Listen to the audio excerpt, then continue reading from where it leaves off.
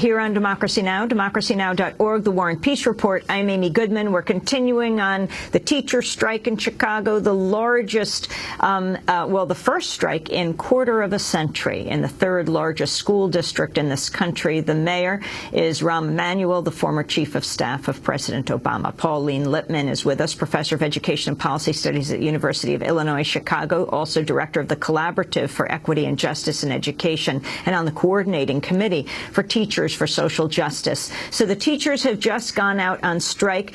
Professor Lipman, put this in a national context, what this means, what the Chicago strike means for the nation. Yes, good morning. As I said in the clip that you showed earlier, Chicago was the birthplace of this neoliberal corporate reform agenda of high-stakes testing, paying teachers based on test scores, closing failing neighborhoods, disinvesting in neighborhood schools, and then closing them and turning them over to charter schools, the policies that both Phil and Rhoda just described. And it was really a model which was picked up by cities around the country and then made a national agenda when Arne Duncan, who had been the CEO of Chicago Public Schools, became Obama's Secretary of Education. Chicago is now an epicenter of the pushback against it, as I also said before. And very much at the center of that is a new Chicago Teachers Union with a new leadership that is really challenging this whole agenda with a different vision of education, and a vision of education that involves a rich curriculum for all students, that puts equity at the center. They've named what these policies have resulted in Chicago, education apartheid, especially for African American and also Latino students. So this is a battle that is being watched by people around the country, and a really strong victory for the Chicago Teachers Union, backed up by parents and community members, will send a signal that we can actually turn around this agenda. So I think it has tremendous significance, and I get the news feeds from the Chicago Teachers Union, the reports of this strike, and it's being covered not only nationally but internationally. Professor Lipman, talk about the current leadership of the Chicago Teachers Union. Talk about Karen Lewis. Yeah. So one thing is that, you know, in the corporate media in Chicago, we keep reading about union bosses. Well, the leadership of the teachers union are teachers. They're not union bosses, first of all. Karen Lewis is a national board certified teacher. She teaches and had been teaching chemistry at Martin Luther King High School on the south side of Chicago.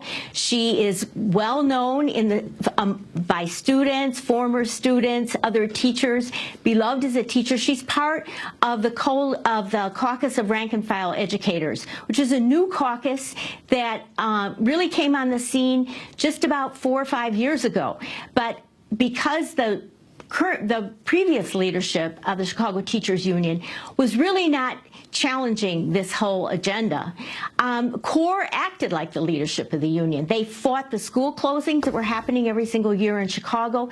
They fought for teachers who were laid off, and rank and file teachers who simply had enough of these policies after just absorbing the punishment for 15 years overwhelmingly elected Karen and the other leadership team from the CORE caucus.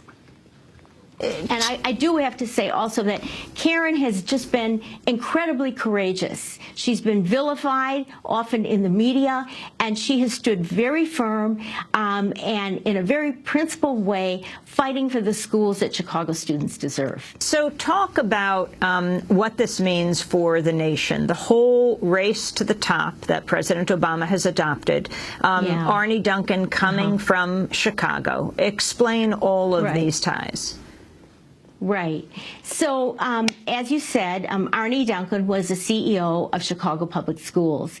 And under his watch, in 2004, Chicago launched a policy called Renaissance 2010, which was actually designed by the Commercial Club of Chicago in 2003. The Commercial Club is an organization of the biggest CEOs and bankers in the city, essentially.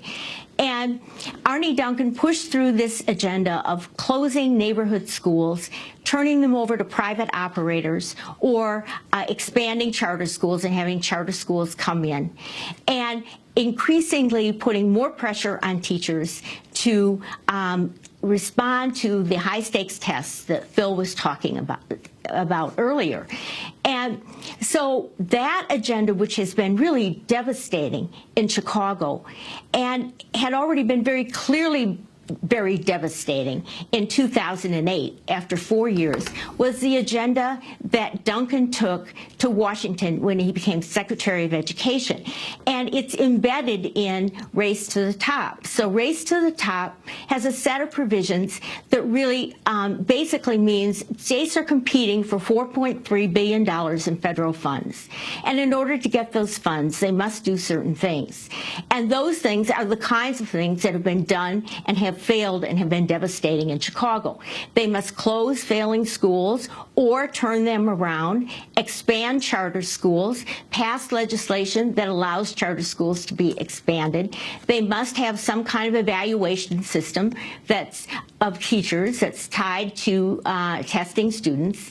And these policies now are the national agenda. President Obama famously said in 2007, he said to unions, "I'll walk on that picket line with you as President of the United States." Yeah. Have you heard from President Obama? I haven't heard from him, but as far as I know, the Chicago Teachers Union has not heard from him either.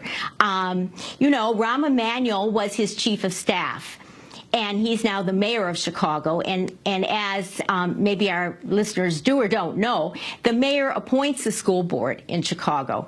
And the school board is made up of, again, corporate CEOs, financiers, a hotel magnate, real estate developers, and part of the agenda of forcing the teachers' backs up against the wall, I think, is an attempt to actually weaken the Chicago Teachers Union, because the Chicago Teachers Union is not, the new leadership has not only reinvigorated the union in this city, it's reinvigorating the teachers union movement nationally. It's really energized, electrified, really, teachers nationally, because this is not a traditional union and it's not a traditional labor struggle. It's a union that has a different vision of education and is fighting for that. It's a union that's a social movement union, or trying to be a social movement union, in which it's very democratic. Their bargaining team is includes 40 rank and file members of the CTU, and it's has energized the rank and file. So I was at the strike headquarters yesterday, and there were just hundreds of teachers showing up to pick up picket signs, talking about the issues. It's not just Karen Lewis and her leadership that are leading this union. It's the rank and file that are leading that There's union. going to be a large rally today at 3 o'clock? There is. There is. There's going to be a rally from 3:30 to 6 at CPS headquarters, and I'm sure there will be thousands of people. It will not just be teachers. It will certainly be parents and students and community members as well, because there is have been really strong ties built between the teachers union and community organizations, because they've fought together with communities against school closings and for the schools our children deserve. And so we're expecting a really large rally. I'm expecting a really large rally, and I think parents and teachers are as well, to really send a message to Rahm Emanuel that Chicago Public Schools, and he's really behind it, that they really need to give in to the demands of the teachers and have better working conditions for teachers and better learning conditions for students. How long do you expect this to go on, this strike to go on, Professor Lipman? You know, that's a really good question, and I certainly don't have a crystal ball. I think a very strong showing on the part of the public, backing up the teachers, who are very solid. As you know, 98% of the teachers in the union voted to authorize a strike. So a very strong, solid showing, I think, should send a message to City Hall that they need to settle this. But, you know, Rahm Emanuel is very unpredictable, so we don't know.